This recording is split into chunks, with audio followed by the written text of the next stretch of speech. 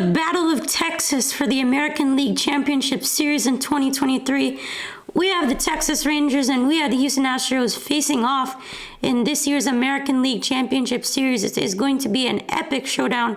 The major rivalry in Texas is now here for a chance to make the World Series. It's going to be an epic showdown.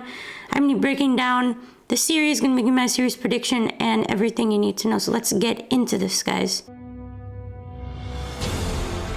You're my first interview since I got injured, so you're lucky. You're a good journalist. You can compare your swing, the good one and the bad one, so you can see like the difference. I'd like to notice that, man. I love it, man. I appreciate how good, glad that makes me feel. Can't wait, to be honest. So obviously this is the first time the ALCS we played entirely in the state of Texas. These two teams have not faced each other in this stage. Both teams we know do not like each other. This is a major rivalry as we've seen throughout the year. Astros have generally had the Rangers number over the years. The Astros have a 9-4 record against Texas this year during the regular season, winning the boot, of course. And they swept the Rangers the last time we saw them in Arlington. They absolutely destroyed them, 13-6, 14-1, 12-3. I mean, that was crazy. The Astros did not lose their series to the Rangers this year. That series is an all-time high. That was 50 hits, 36 runs, and I think 16 home runs, which are all franchise records. But it doesn't matter anymore. You can throw those out the window because it's a whole new slate here. Rangers were number 5 seed. The Astros won the division, of course, right under their noses, getting by them. It should be fun. It should be a really good series. Rangers, of course, have not lost a playoff game yet. They are 5-0. They swept the Rays, and then they swept the Orioles, number 1 seeded Orioles in the ALDS. Meanwhile, the Astros beat the Twins 3-1 in their series, which was pretty a solid Astros performance as usual, like they've done. But I'm really looking forward to this, seeing how these two match up. I think it's going to be epic. And we'll just start off with the Astros offense here.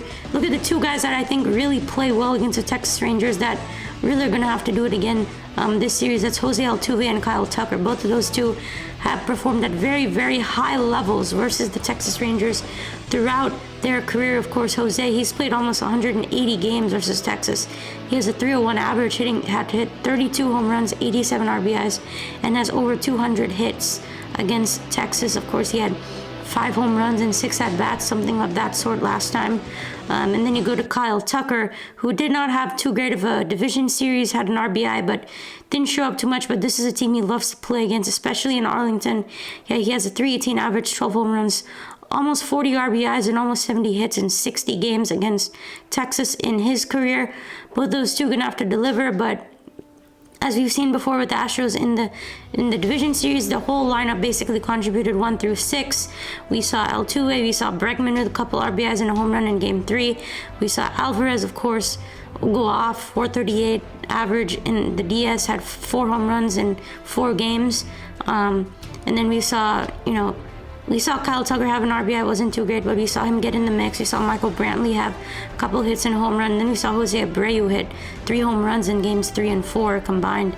And Abreu has generally performed in the playoffs. 318 overall is his average, and 13 RBIs in 11 games. So he's performed as well. So you have the entire lineup basically hitting, and that one needs to happen again, but with an emphasis on Altuve and Tucker to deliver. And then for the pitching, the Astros definitely need a better Framber Valdez. He struggled in Game 2 against the Twins. Carlos Correa had 3 RBIs against him, but the Twins won that game 6-2. Framber just needs to calm down, focus, do his meditation, whatever he needs to lock in, because once he locks in, he's the ace, just like we saw in Game 6 of the clinching World Series last year. Justin Verlander, of course, pitching tonight in Game 1. He needs to continue to perform well. He had 6 shutout innings and 6 strikeouts against the Twins in Game 1. Christian Javier, of course, is a playoff performer. He had 5 innings of shutout baseball against the Twins in Game 3. Christian Javier, 9 strikeouts in that game. He's 5-1 in the playoffs. 1.9 ERA, 96 whip, 57 strikeouts in 15 games. So Javier has performed at a high level. Jose Urquidy continues to perform in the playoffs at 5.2 innings of 2-run ball in Game 4. JV has generally performed well against Texas throughout his career. Went 7 innings, gave 1 run his last time out. Overall, he's 21-8 and a 2.6 ERA versus the Rangers. So you look at the Astros, the bullpen is obviously much better than the Rangers. Don't even have to talk about that.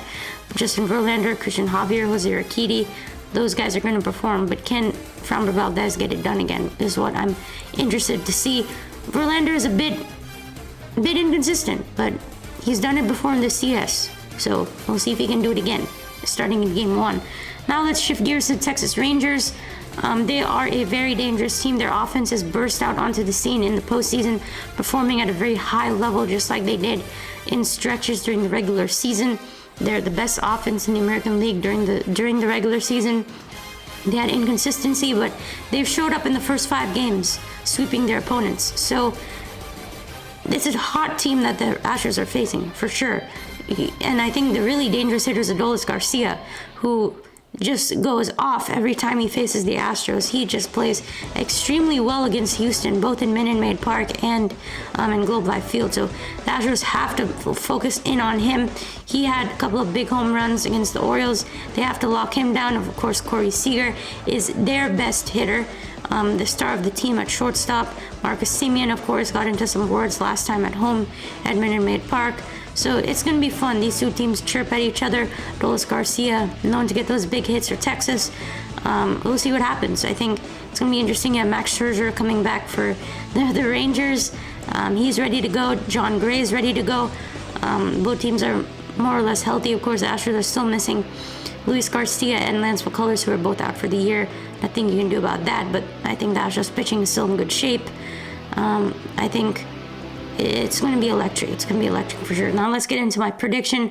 I have the Astros winning it in 6 and heading back to the World Series for the 3rd straight year and 5th in the 7 years that they have been in the golden era. I think it's going to be a split at home. The Astros will win 2 out of 3 in Arlington, then close it out in game 6. With, I think Verlander would be on the mound at that point. Astros, of course, play well on the road. Both teams' offenses, they are very strong. We know that. It's going to be a lot of scoring. But I like the Astros pitching. I think that's what's going to be the difference. The bullpen of the Astros is way better than the Texas Rangers. We know that the Texas Rangers bullpen has been a mighty struggle. So when you look at the Astros, even if they're trailing, they can come back by getting after the bullpen. They can extend their lead by getting after the bullpen, or they can just win it in the 9th inning against the bullpen. So I think that's very favorable for them. The Astros starters versus the Texas Rangers can be comparable, but I just really like the Astros pitching. You've seen them get it done before. We know what they have besides, Max Scherzer of the Rangers, who has got it done before many times. But, it's going to be... The Astros, I think, have the pitching advantage, whether that's starting or whether that's bullpen. Because you look at the Rangers, they have John Gray, who has not performed yet in the postseason, has not played a game. You have Andrew Heaney, who did not go far in game 2, I believe. I think that was their plan. But the Astros just have more consistency and more stability with their pitching. And that flat out is the reason why I'm going with the Astros in this series.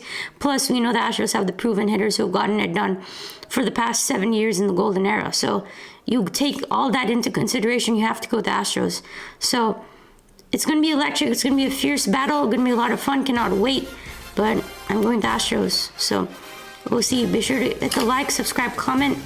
Let me know your thoughts and prediction on the game, and I will see you in the next one. Go Astros.